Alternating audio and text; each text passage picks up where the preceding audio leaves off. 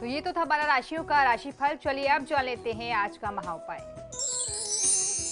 जी बिल्कुल, लगातार हमारे दर्शकों ने हमसे ये प्रश्न किया कि हम जो किसी भी धार्मिक अनुष्ठान में कलावा बांधते हैं या रक्षा सूत्र बांधते हैं अपनी कलाई पर या मौली बांधते हैं, तो इससे जुड़ी हुई मान्यता क्या है, ये कहाँ तक वैज्ञानिक है और कितना धार्मिक पक्ष है, इससे जुड़ी हुई जानकारी आपको उपलब्ध कराई जाए तो आपको मैं ये आज जानकारी देता हूँ।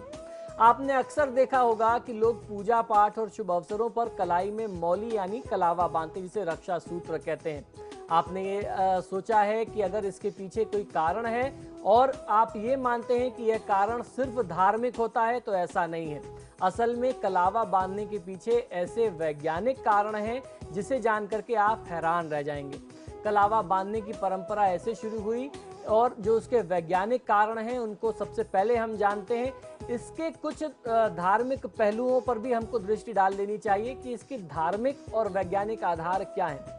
शास्त्रों के अनुसार कलावा यानी मौली बांधने की परंपरा जब आरंभ हुई या परंपरा की जो शुरुआत हुई वह देवी लक्ष्मी और राजा बलि ने की थी, ऐसा कहते हैं। कलावा को रक्षा सूत्र भी कहा जाता है। माना जाता है कि कलाई पर इसे बांधने से जीवन में आने वाले संकटों से यह आपकी सुरक्षा करता है। इसका कारण यह है कि कलावा बांधने से ब्रह्मा, विष्णु और महेश अर्थात जिन्हें त्रिदेव कहते हैं, उनकी कृपा किसी भी व्यक्ति को मिलती है।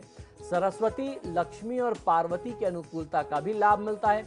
गंभीर रोगों से रक्षा करता है ये कलावा। आइए मैं आपको बताता हूँ किस प्रकार से।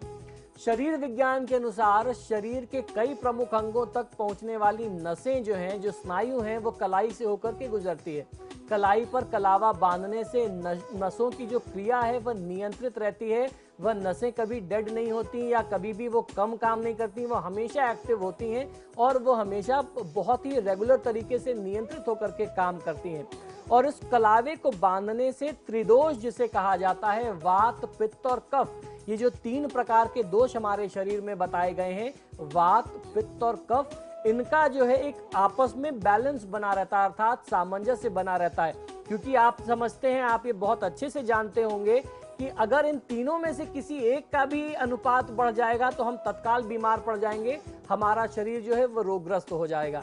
तो इन तीनों में बैलेंस बनाने के लिए ये बहुत ज़्यादा आवश्यक है कि आप अपने हाथ में ये रक्षा सूत्र, ये मौली बांधें।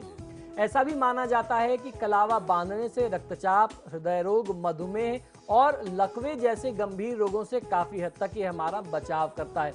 अब आपको बात मन में ये आएगी कि फिर अब आप इसको किस तरीके से बांधें, कब बांधें। अब आप कभी भी इसको बांध नहीं सकते, तो कब किन परिस्थितियों में कलावा धारण करना चाहिए या किया जा सकता है, आइए ये भी आपको बता देता हूँ।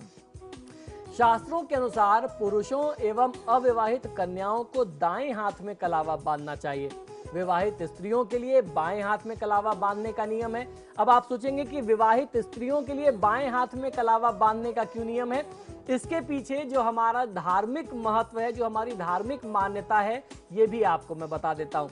देखिए, पुरुष हमेशा राइट हैंड में बांधता है, यानी अपने दाहिने हाथ में बांधता है, और जो विवाहित महिला होती है वो बाएं हाथ में बांधता है, और हम इसे कहते हैं रक्षा सूत्र। जब आप किसी भी अनुष्ठान को करते हैं तो जो भी आचार्य होता है उस अनुष्ठान की सुरक्षा के लिए हमेशा कलावा धारण कराता है, और उसके अलावा भी कई सारे ऐसे रक्षा विधान होते हैं, दिशाओं को बांधना हुआ या और भी अलग अलग दिक्पालों का आवाहन हुआ, जिससे आपके इस अनुष्ठान में कोई व्यवधान ना पड़े। तो जब हस्बैंड वाइफ बैठते हैं, पति पत्नी बैठते हैं, और एक हस्बैंड की साइड में इधर कलावा बन गया, वाइफ की साइड में इधर कलावा बन गया, तो इससे होता यह है कि आप दोनों जो हस्बैंड वाइफ हैं, दोनों तरफ से आप बाहरी किसी भी अटैक से सिक्योर हो गए। सबसे बड़ा धार्मिक महत्व यह है कि पति पत्नी हमेशा सिक्योर रहें किसी अनुष्ठान के समय में। क्योंकि ये नियम कब बनाए गए थे? ये नियम उस समय बनाए गए थे जब ऋषि मुनि अनुष्ठान किया करते थे और दानव, राक्षस जो हैं उनके अनुष्ठान में व्यवधान डाला करते थे।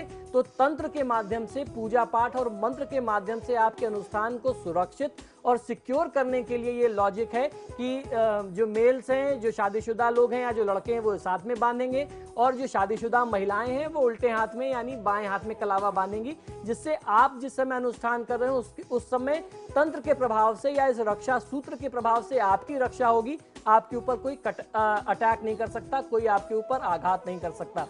कलावा बांधते समय जिस हाथ में कलावा बंधवा रहे हो आप, उसकी मुट्ठी बंधी हुई होनी चाहिए और दूसरा हाथ आपके सिर पर होना चाहिए, या फिर आप सिर को ढके हुए हो, किसी कपड़े के माध्यम से आप सिर को ढक सकते हैं। किसी पर्व के अवसर पर, त्योहार के दिन में या किसी भी विशेष दिन में कलावा बांधना अगर आप चाहते हैं, और अगर आपको कोई अच्छी तिथि नहीं मिल रही है तो मंगलवार, शनिवार का दिन या सोमवार का दिन महादेव की पूजा के बाद आप कलावा बांध सकते हैं। ये हर मायने में आपके लिए शुभ है। और इसी के साथ ही आपके सितारे में फिलहाल इतना ही। वक्त चला एक छोटी सी ब्रेक का। ब्रेक के उस पार भी खबरों का सिलसिला लगातार जारी है।